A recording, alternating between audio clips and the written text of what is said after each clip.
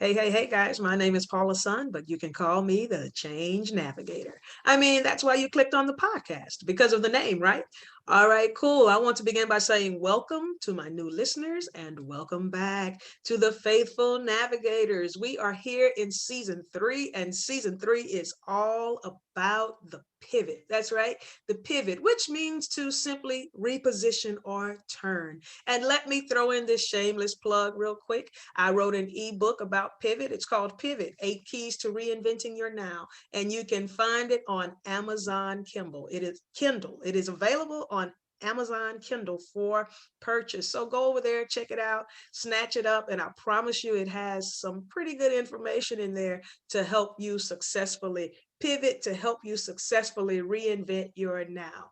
And so now we are going to focus on our special guest. We have a very special guest with us tonight. Her name is Miss Monique YeeFoon, and she is a passionate, young, successful businesswoman who has been working in the finance and mortgage industry since 2010. Monique YeeFoon is the owner and founder of YeeFoon and Associates accounting firm. She earned a degree in business and accounting from the University of Phoenix and currently doing her certification in business law at Cornell University. She has also served in the IT sector, working for Apple Inc. for 7 years and at AT&T for 3 years. She is also a social activist and a community leader. She volunteers with the ACLU and other nonprofit organizations. She also gave her voluntary services at Good Street Legal Clinic, ACLU of Dallas, Albert Black Mayoral Campaign, and Beto O'Rourke Senate Campaign. All right. She has been featured in Voyage Dallas magazine in 2020. She is a member of the National Society of Collegiate Scholars and a member of the Society of Collegiate Leadership Achievement. She was a keynote speaker at Dallas Women's Leadership Summit in 2018. And guess what, guys? She transformed her career journey from corporate to Hollywood sector. And she is running a show at the DTN Network, she started running that show in August of 2020. All right. So this was my professional introduction of Miss YeeFoon, but I want to introduce to you all, to the navigators, Miss Monique YeeFoon. Welcome to the podcast. Thank you, thank you, thank you for having me. That makes me sound so big and celebrity like. I'm just a normal person.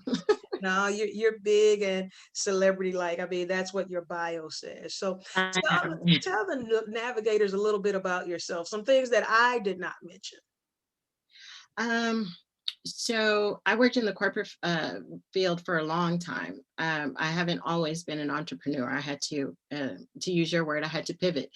And it came more so, I think, in like 2018. I was working for a company and a big company. People know Capital One. I worked in their auto finance department and they let me go. And it was funny because I was kind of praying for it without realizing that I was, because I was like, God, I really want my business to grow so I don't have to work in the in this corporate sector anymore. And then lo and behold, they're like, okay, we're letting you go. I was like, really? I was like, I didn't know you would go work that fast, God. Be Right. careful what you ask for. You need to, be intentional with what you ask for. Or, And or put be ready specific, for what you asked for. yeah, and put maybe even specific time frames of when you want it. Right. So at that point I was unemployed and was getting some unemployment, and I thought to myself, okay, I need to strategize. So I'm a big planner, strategy type person. And so it kind of went from there. And the first thing I did was I surrounded myself. I got two coaches. And I call them coaches. They weren't necessarily like coaches, but people who had been in business that I had revered and respected. And I got a male and I got a female. And I got male and female because for me, I needed two perspectives. Because I mean, I'm a female. Um, and most females, we kind of all think about the same line and move around the same way. But I Mhm. see female perspective as well. Helped me to navigate and change my thought process because I've been working since I was 15, and it wasn't until, let's see, 2018, I was 41, that I have to change that mindset from being an employee to an entrepreneur and a business owner. And that takes some getting used to, because you get used to doing a routine on a Mhm. consistent basis. So that that kind of was the beginning of YeeFoon and Associates, and moving in that direction of consistently, as you say, pivoting. Mhm.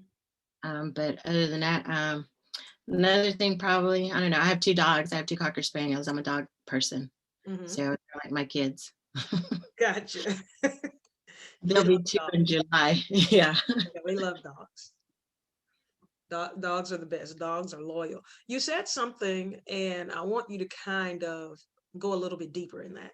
So you said you worked from 15 to 41 for somebody. So that's about 26 years. Mhm. And how, I know you said you had coaches. What was some of the biggest challenges for going from working for someone to being your own boss? Um, Realizing, so trust was a big issue, in which I naturally have trust issues anyway. So trusting the process Uh-huh. was really hard, because being an employee, you get used to having something that's stable and consistent, which is normally a paycheck. Hmm. And going literally out to sing for your supper was not something that I was accustomed to. I never had to market myself. I just had to show up and do a job. And marketing yourself is something completely different. And especially if you don't understand what you bring to the table. Mm. And I think for women as a whole, and I say this because growing up, I grew up in a family, we were all women. And I was never told, you needed to be a wife or a mother. I was told, get your education, get your degree, get a good job, work hard, and then you'll get to where you need to get to. You'll make a living and all that other stuff. But Mhm. I was never taught the things that men were taught. And I think most women aren't either, because the messaging is very different for men and women. Mhm. And so when you're, pivoting and changing from being employee to entrepreneur, I had a lot of, am I doing this right? I needed validation, because again, we're not groomed as girls to be the money makers, the business women, the boss ladies, or the shop callers in the room. We literally have to grow into that role sometimes. Mhm. And so trust there was really hard, and it was more so trust of myself in the process, because I'm like, okay, what if I'm not enough, you Mhm. know and I'm in financial, right? So I'm like, well, there's Susie Orman, there's Melanie Dobson, there's all these people. What do they need me for? What do they need Mhm. me? And I kept getting told by my coaches on both ends, you're bringing something to the table that they may not be able to bring to the table, and you bring it in your way, and you know what you're good at. And you get, for me, I always question myself, is this good enough? Is this good enough? Mhm. If I were in the customer's shoes, would I want this? And so that pushes me to put a higher standard, and that's me pushing myself. But I think um part of that trust is knowing what I brought to the table and having that validated. And sometimes I needed that from the coaches. And that's why I said the first thing I did when I was transitioning was get that. Because if I tried to do it alone, I Mhm. think I would have felt overwhelmed, defeated, gave up, and then would have went right back into the corporate sector. Gotcha. That's really good. You said some good things there, and it's so true that women, we aren't groomed the same way men are groomed. We aren't groomed to, you know, just go after it and try to go for these upper management positions. We're groomed to go to work and get a good job, you know, Right. And take care of your and family, take care and of your family. Yes. be that person that takes care of everybody else, but rarely ever takes care of themselves, right? Yeah. So that's pretty good. Thank you so much. So COVID-19 presented so many challenges to businesses, and some didn't survive the pandemic. So you work um, as a financial expert, and you are an entrepreneur. How did you pivot during COVID-19? So prior to COVID-19, and this was part of me having my little IT background, I was already pretty much digital and operating in that realm. It just was training a few of my clients to kind of move in that direction, right? Mhm. But the biggest pivot was realizing that we are now 100% no longer brick and mortar, but 100% digital. Mhm. And I mean, regardless of people saying, oh, back to normal, there is no normal. Well, there's a new normal, right? For every time there's this great change, there's now a new normal. Because I Mhm. mean, before what, 20, 25 years ago, there was no internet. So the internet now is a new normal, right? Mhm. So it was realizing that marketing is not going to be as great. I mean, yeah, I like the word of mouth marketing because I don't always want to plaster my face everywhere, but realizing that that's the new normal, Mhm. regardless of how I feel. So I have to be okay with my picture being there to represent who I am as a business owner and the brand that or I hate saying brand, but the services and the products that I, give out to my clients. Mhm. Um, that was the biggest pivot, and realizing that not just pictures, but video, Mhm. short video was now capturing people's attention. So much so, I think last evening we had a versus, right? So now versus is the new normal that spun out of quarantine, where Mhm. normally people would just watch a music video or watch an award show or however they got their music and their entertainment, go to a concert.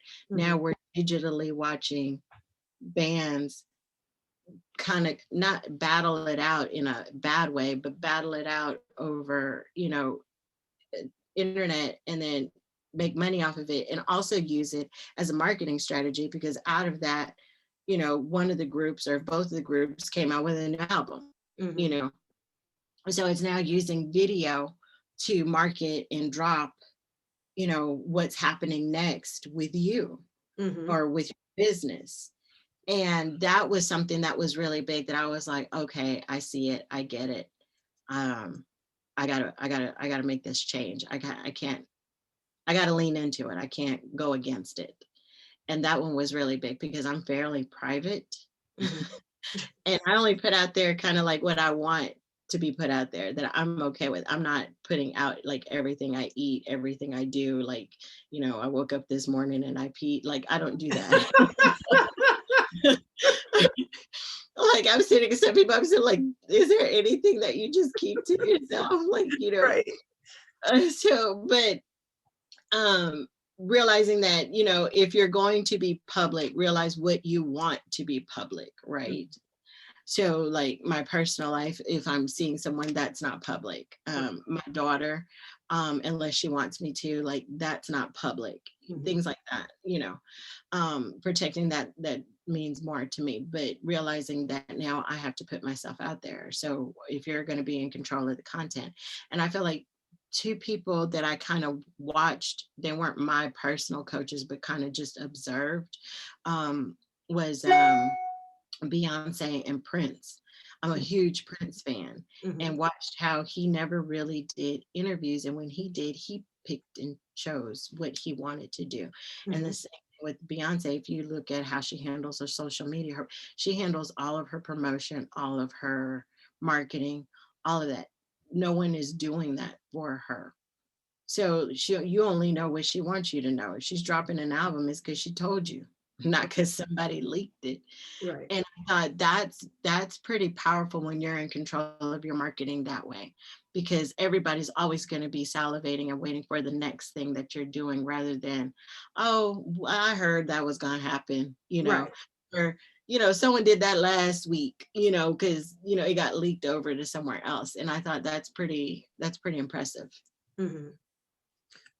That's pretty good. So you controlling your narrative, you controlling what information, people see, you controlling what part of your life that Right, people see. So you can deal with what you want to deal with, and right.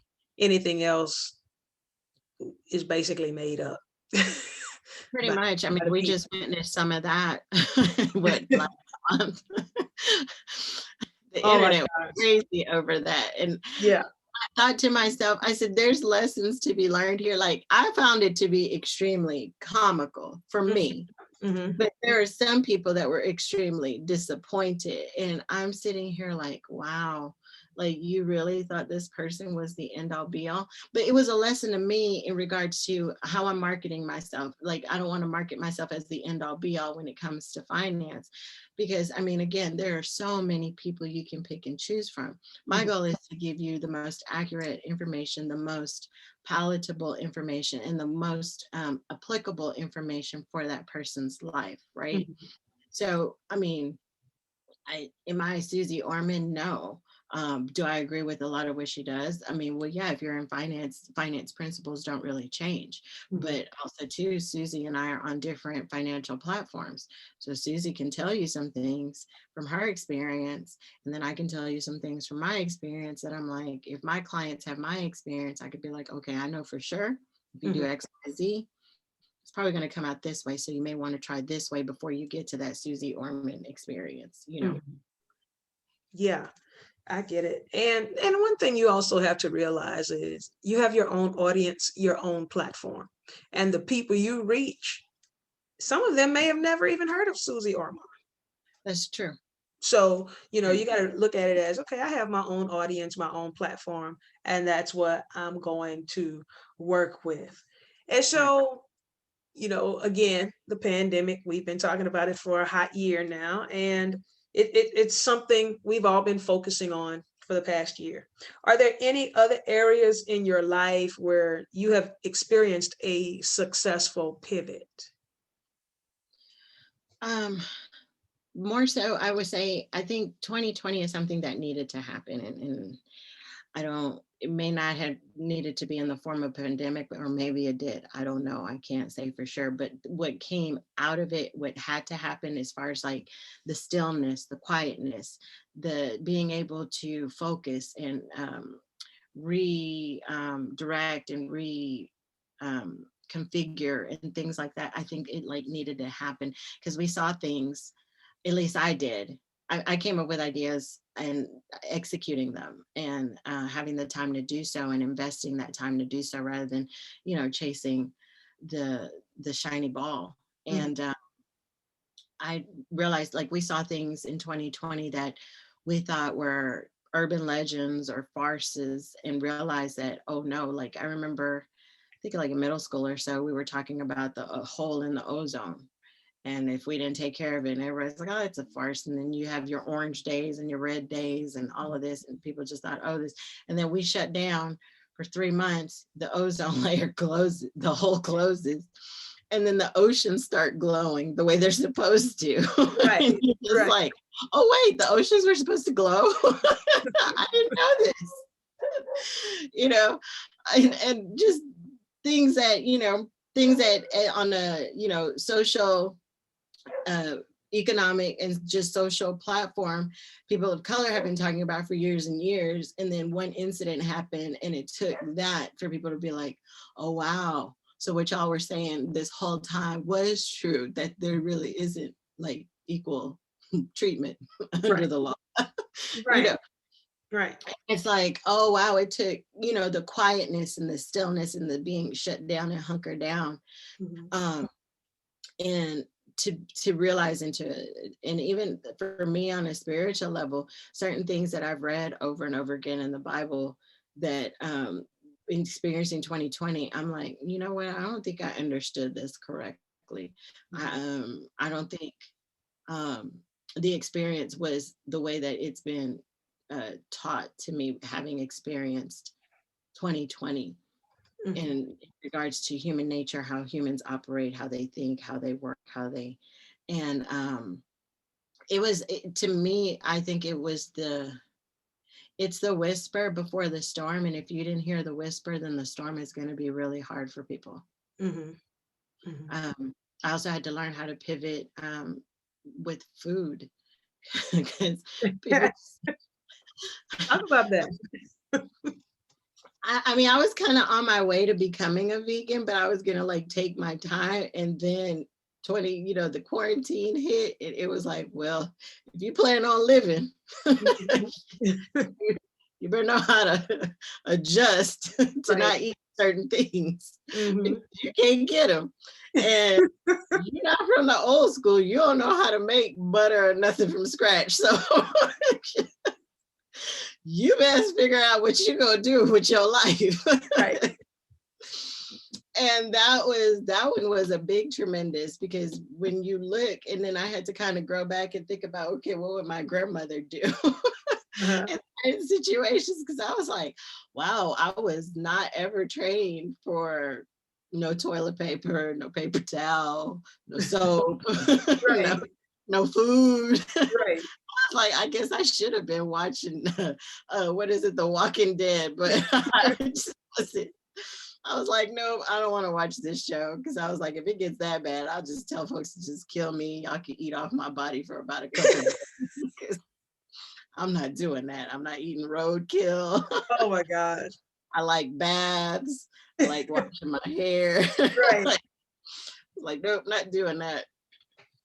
But no, it was also a way to know if you are actually a survivor Hmm. or are you one of those people that you get traumatized and then you stand still, like the Hmm. fear sets in and then you stand still, or are you just like a, okay, I can't do this anymore, I got to figure something out, okay, we're just going to go with this, and then move that way until you have to pivot again. And I realized that I'm one of those. I'm a pivoter. I can move.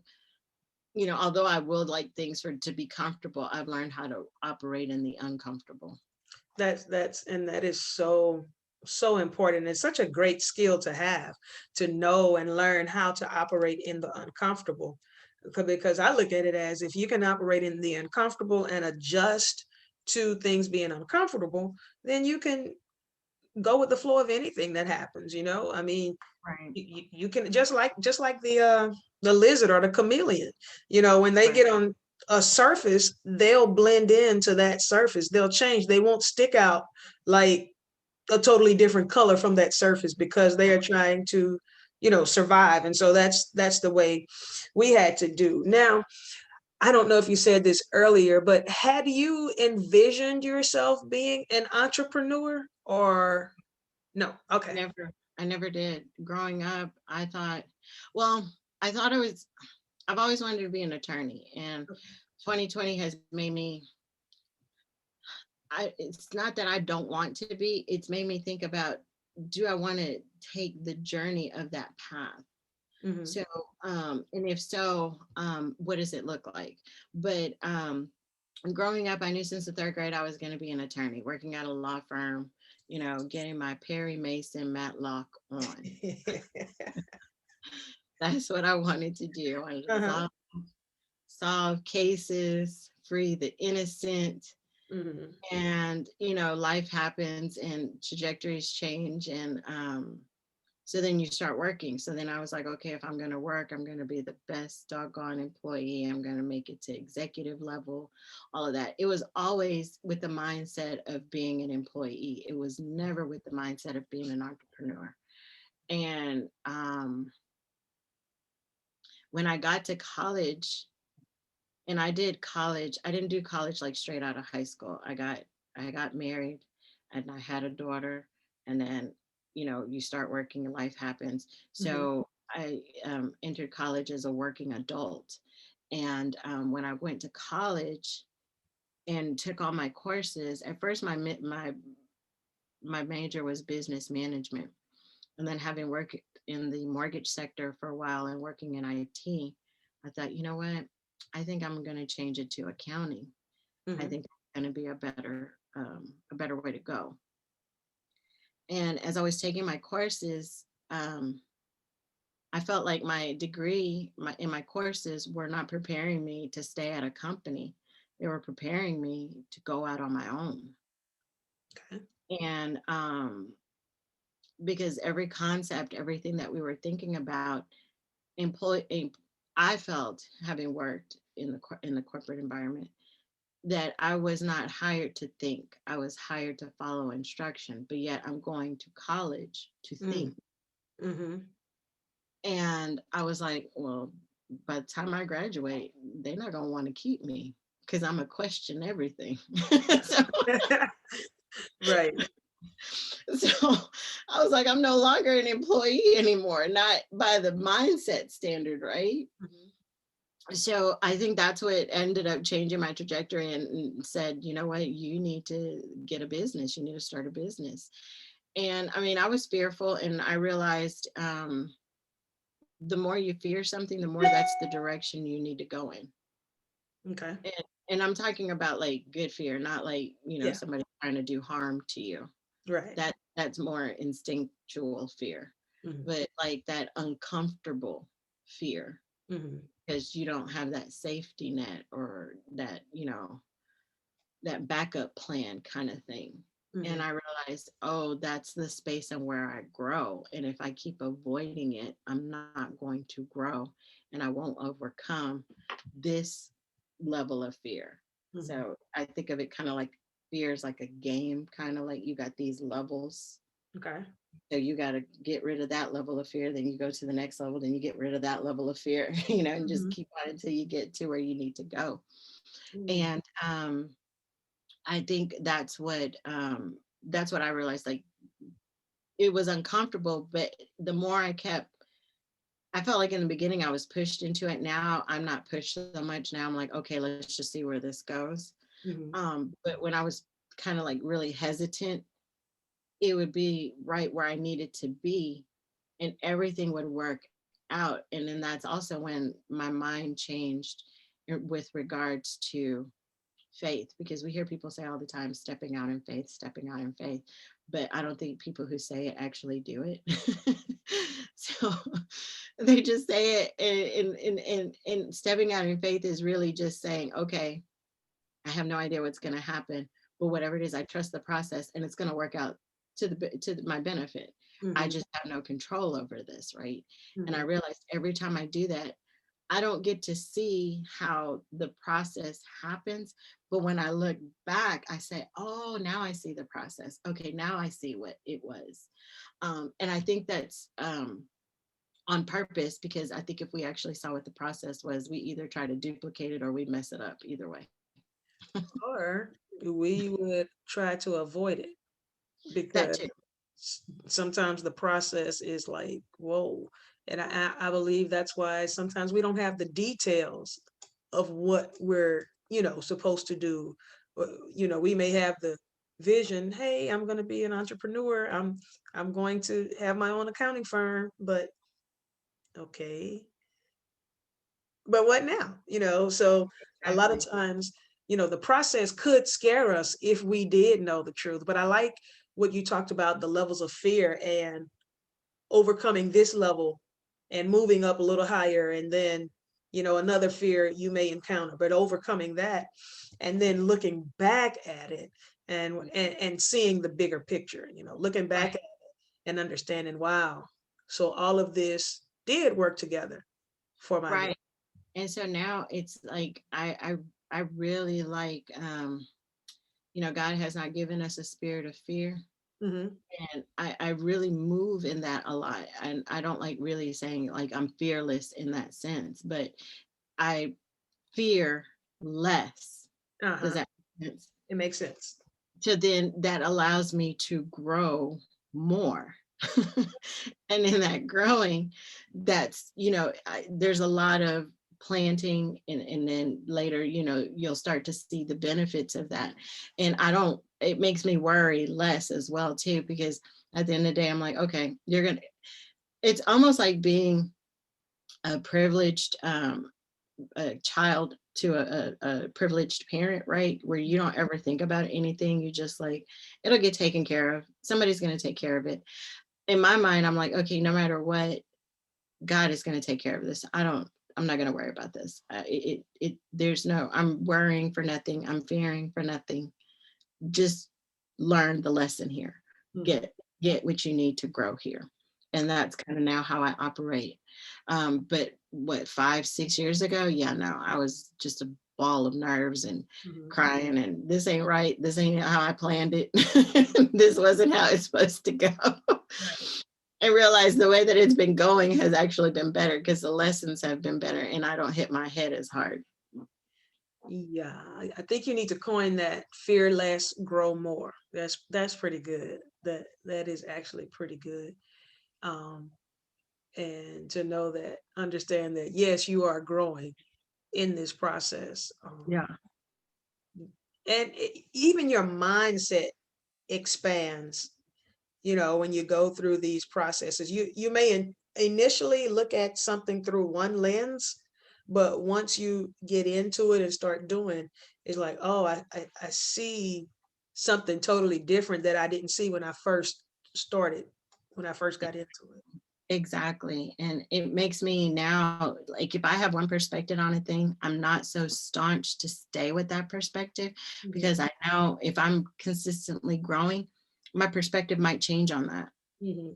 which then causes then a pivot when it comes to business, right? It'll cause a pivot for you to be like, okay, you know what, we were going in this direction, but now that I see it in this light, I think we're going to go in the other direction. And so I think you have to be flexible in that, to be able to be like, okay, yes, I have this opinion right now, but realize that it probably could change if proper information, to support causes that change. Being flexible, that's pretty good. Being flexible, and yeah, I like that, being flexible to adding something more to your perspective. I like that. So, is there something that you are working on now that we should be looking out for in the near future? Yeah, I am working on some on financial literacy classes. Okay. It's called Getting Financially Lit. Ah, nice. Um, yes. And I'm hoping, my goal is right now, because I'm trying to not have to physically facilitate it. So I'm trying to package everything to where it's something that a person can purchase and download it for themselves, get all the materials that they need. Um, so I'm working with a couple of people to kind of get that done, and quite possibly doing a little beta testing. That's part of my little IT. Let me test it first before we put it out into the marketplace, kind of Right. thing, to see if it's better, if it works. Because I've been getting a lot of people who, I think sometimes they think like the Dave Ramseys and the Susie Ormans are not on their level. So they want somebody who's like, okay, I know you Mhm. came from working to now owning a business to now, achieving some level of success in your life. um how do you do it? Because you can probably give me the steps. And I'm kind of like, okay, I could see, that perspective of it. And so trying to make it palatable and make it that level, as opposed to telling somebody, oh, just get into real estate and then you'll be a millionaire in 5 weeks. Right. And I was like, I don't think that happens, because I think you need to understand taxation, Right. what part the government plays in that. Right. When you're used to getting a refund check and now you giving them a check. Like, Right. two Right. different things. Got it. So, what message would you like to leave with the navigators or people in general who are scared to pivot into something different? I've always said this, I've never understood this about humans, is that we'll get tattoos fearlessly. We'll get ear piercings. We'll hook up with people that we know aren't even good for us because they look good Uh-huh. or smell good or whatever. Right. But when it comes to things that are for the nurturing, the development, and the growth of ourselves, we will fear it to a point of stagnation. Mm. And I've never understood that. And I know for me, I used to be a plan. I mean, I still am a planner, but my planning is different. My planning is like TBA. Like I'll write it out and then I'll have a conversation with God and I'll be like, what do you think about this? Mhm. And sometimes I'll be like, well, yeah, that's great. And then sometimes I'll be like, oh no, I'll let you know. you know, and with the I'll let you know is basically he got another plan. He's just not telling me. And I just need to sit tight and watch to see what happens, right? Mhm. And to me, that's kind of like where I used to fear that because my thing was I had to be in control Mm, of everything, mhm, and realize that I'm not in control of everything, not even my body. Like I'm not in control of those things. So I think when we relinquish control, we then realize fear would fear will start to diminish. It won't be automatic. You'll still have some residue. You'll have some PTSD from fear. mhm, But it I would say don't, when you're investing in yourself, when you are trying to build something that you know is bigger than yourself, do not fear. Lean into it mm, because you'll come out of it. mhm, And what it is that there's one or two things that I think there's a saying that says you get in your own way because sometimes you fear being successful. mm, I think it holds true for those of us who kind of grew up from not having a lot, mhm, so we're not accustomed to that next level. mm. But if you lean into the fear, that fear is preparing you for that next level.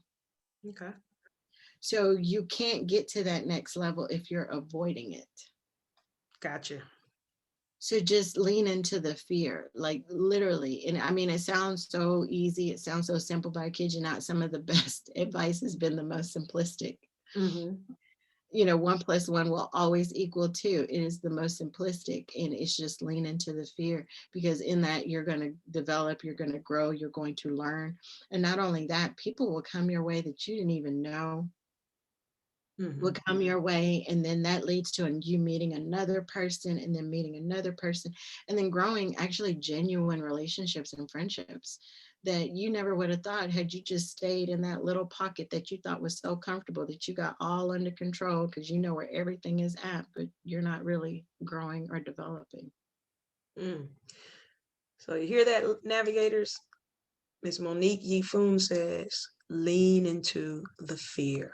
All right, we are wrapping it up. And I want you to let the navigators know how to find you or connect with you on social media.